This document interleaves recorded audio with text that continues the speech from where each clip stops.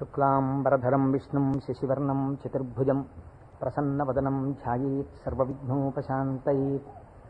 గురుర్బ్రహ్మా గురుర్విష్ణుః గురుర్దేవో మహేశ్వరః గురుః సాక్షాత్ పరబ్రహ్మ తస్మై శ్రీగురవే నమః.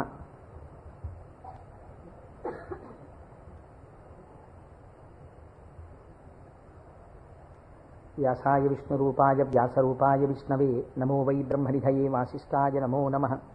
కూజంతం రామ రామేతి మధురం మధురాక్షరం ఆరుహ్య కవితాశాఖాం వందే వాల్మీకికోకిలం.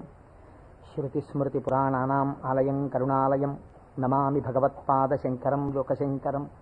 వాగర్ధావివ సంపృక్తౌ వాగర్ధప్రతిపత్తయే జగతః పితరౌ వందే పార్వతీపరమేశ్వరౌ. సూక్తిం సమగ్రయతున స్వయమేవ లక్ష్మీః శ్రీరంగరాజమహిషీమధురైకటాక్షైః.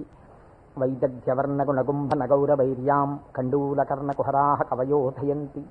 హైమోర్ధ్వపుండ్రమజహన్మకుటం సునాశం మందస్మితం మకరకుండలచారుగండం బింబాధరం బహుళదీర్ఘకృపాకటాక్షం. శ్రీవేంకటేశముఖమాత్మని సన్నిధత్తాం మనోజవం మరుతతుల్యవేగం జితేంద్రియం బుద్ధిమతాం వరిష్టం. వాతాత్మజం వనరయూధముఖ్యం శ్రీరామదూతం శిరసా నమామి. ఆపదామపహర్తారం దాతారం సర్వసంపదాం లోకాభిరామం శ్రీరామం భూయో భూయో నమామ్యహం. సింధూరారుణ విగ్రహాం త్రినయనాం మాణిక్యమౌళిస్ఫురత్తారానాయకశేఖరాం స్మితముఖీం ఆపీనవక్షోరుహాం.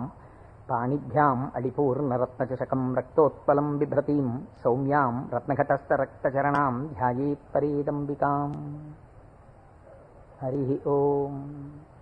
పరమేశ్వర స్వరూపమైన సభకి నమస్కారం. ఇది ఉత్తరాయణ పుణ్యకాలం. దక్షిణాయనం పూర్తయి మనం ఉత్తరాయణంలోకి ప్రవేశించాం. ఈ ఉత్తరాయణ పుణ్యకాలంలో శివనామం ఒక్కసారి పలికిన వారు ఎవరైనా ఉన్నారా అని గమనిస్తారట. అంత మహోత్కృష్టమైన కాలం. విశేషించి అదృష్టం ఏమిటంటే మనం ప్రతిరోజు ప్రదోష వేళలో ఈ ఉపన్యాసాన్ని ప్రారంభం చేస్తాం. ప్రదోష వేళ పార్వతీ పరమేశ్వరుల యొక్క అర్ధనారీశ్వర స్వరూపంగా శాస్త్రం భావన చేస్తుంది. అంత పరమ పవిత్రమైనటువంటి అసుర సంధ్య వేళలో సాక్షాత్తుగా శంకరుడు వృషభవాహనారూఢుడై ఈ భూమండలం మీద తిరుగుతూ శ్రీశైల పర్వతం మీద ఒక్కసారి దిగుతారట. అందుకే సంధ్యారంభ విజృంభితం శృతిశిరస్థానాంతరాధిష్ఠితం సప్రేమ భ్రమరాభిరామమసకృత్సద్వాసనాశోభితం భోగీంద్రాభరణం సమస్త సుమన పూజ్యం గుణావిష్కృతం సేవే శ్రీగిరి మల్లికార్జున మహాలింగం శివాలింగితం అంటారు.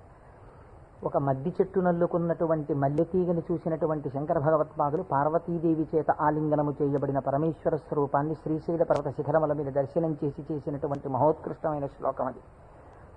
అటువంటి శివస్వరూపాన్ని మనం ప్రదోష వేళలో ప్రవచనంగా చేసుకునే ముందు శివపురాణం సామాన్యమైనది కాదు, చాలా పెద్ద గ్రంథం అది.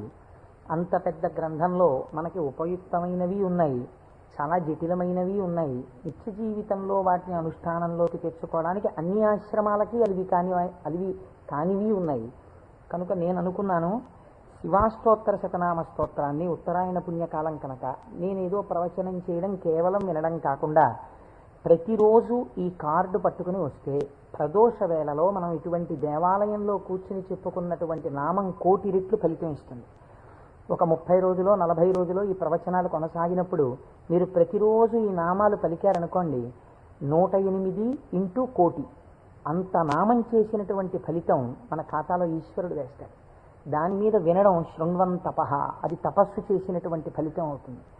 ఉత్తరాయణ పుణ్యకాలంలో ఇంతకన్నా మనం చేసుకోగలిగినటువంటి మహద్భాగ్యం ఏముంటుంది? దీని మీద సుబ్రహ్మణ్యేశ్వర స్వామి వారికి ఇతపూర్వం నాకు తెలిసి కాకినాడ పట్టణంలో ఎన్నడూ జరగనంత అత్యద్భుతమైనటువంటి కార్యక్రమాన్ని మనం ఫిబ్రవరి 10, 11 తేదీలలో సుబ్రహ్మణ్యేశ్వర స్వామి వారి ఆవిర్భావము, తారకాసుర సంహారము, వల్లీ కళ్యాణము ఇవన్నీ శివపురాణాంతర్గతంగా వస్తాయి.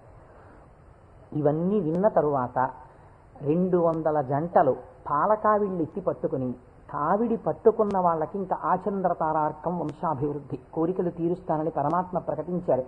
ద్రవిడ దేశంలో అయితే కావిడి పట్టుకుని వెడుతుంటే సంతానము లేనటువంటి స్త్రీలు పడుకుని వారు దాటేటట్టుగా పడుకుంటారు. వారు దాటితే సుబ్రహ్మణ్యుడే దాటినట్టు. సంతానము కలగకుండా ఉన్నటువంటి ప్రతిబంధకము దానివల్ల తొలగిపోతుంది అని. అటువంటి ఉత్సవం నాకు తెలిసి జరగలేదు. పెద్దలు పూర్వం ఎవరైనా చేసి ఉండవచ్చు. అటువంటి ఉత్సవాన్ని మనం ఫిబ్రవరి 11వ తారీఖున చేసుకోబోతున్నాం ఇక్కడ. ఆ రోజున సుబ్రహ్మణ్య సంబంధంగా ఒక గొప్ప హోమం జరుగుతుంది. సుబ్రహ్మణ్యుడికి పాలకావిళ్ళు పట్టుకొచ్చిన కావిళ్లల్లో పాలతోటే అభిషేకం జరుగుతుంది.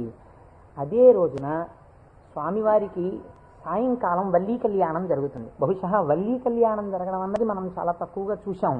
వల్లీ కళ్యాణం ఆ రోజు సాయంకాలం ఇక్కడ జరుగుతుంది. ఇది కాకుండా ఇంకా కొన్ని విశేష కార్యక్రమాలు ఇందులో మన జీవితాలు ధన్యమయ్యేటట్టుగా అనుసంధానం చేస్తాం.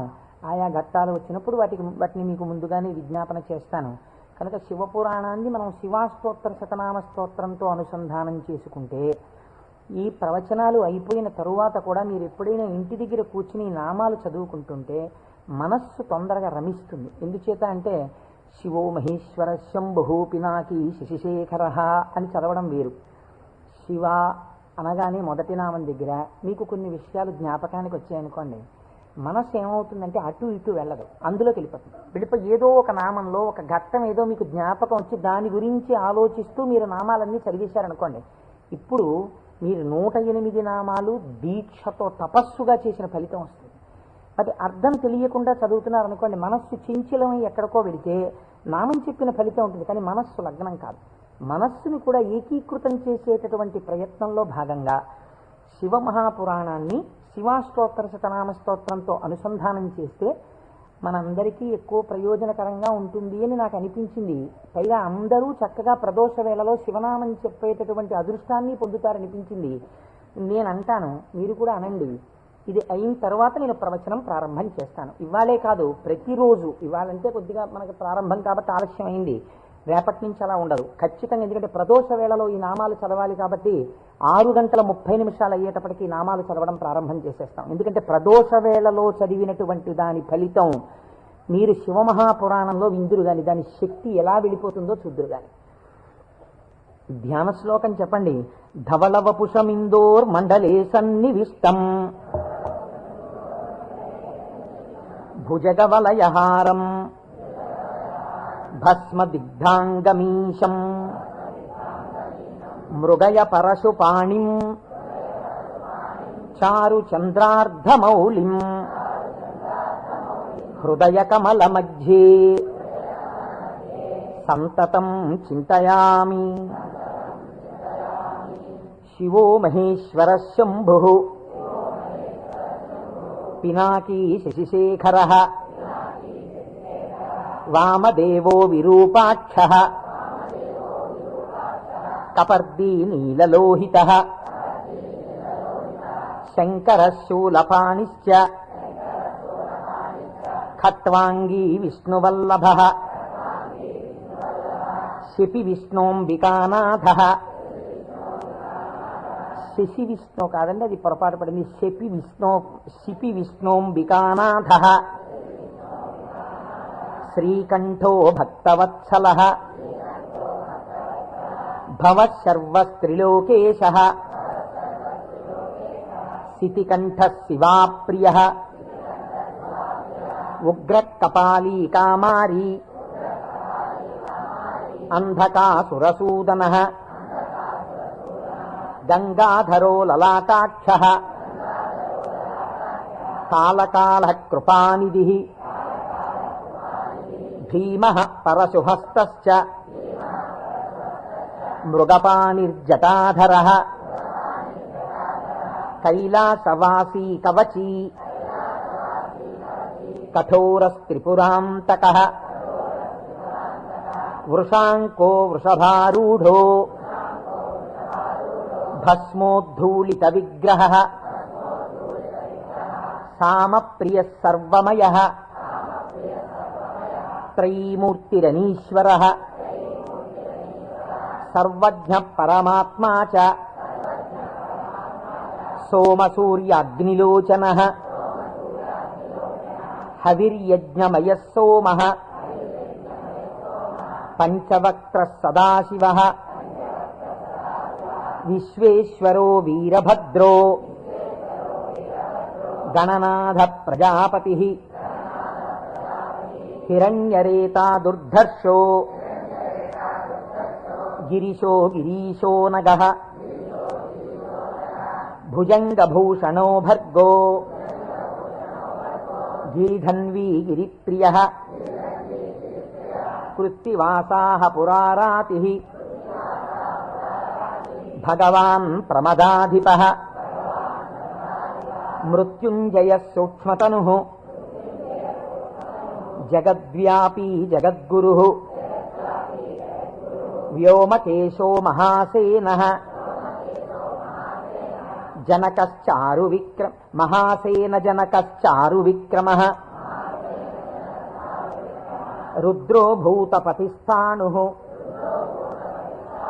అహిర్భూజ్ఞో దిగంబరః అష్టమూర్తిరనేకాత్మా సాత్విక శుద్ధ విగ్రహః శాశ్వత ఖండ పరశుః అజపాశ విమోచకః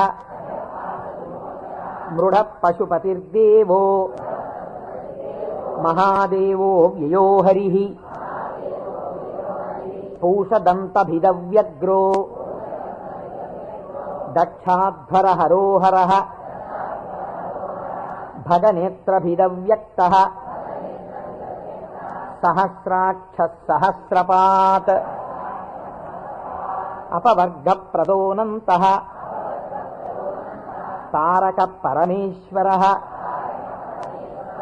ఏవం శ్రీశంభుదేవస్య నామ్నామస్తోత్తరం శతం. శ్రీ శివాష్టోత్తర శతనామ స్తోత్రం సమాప్తం.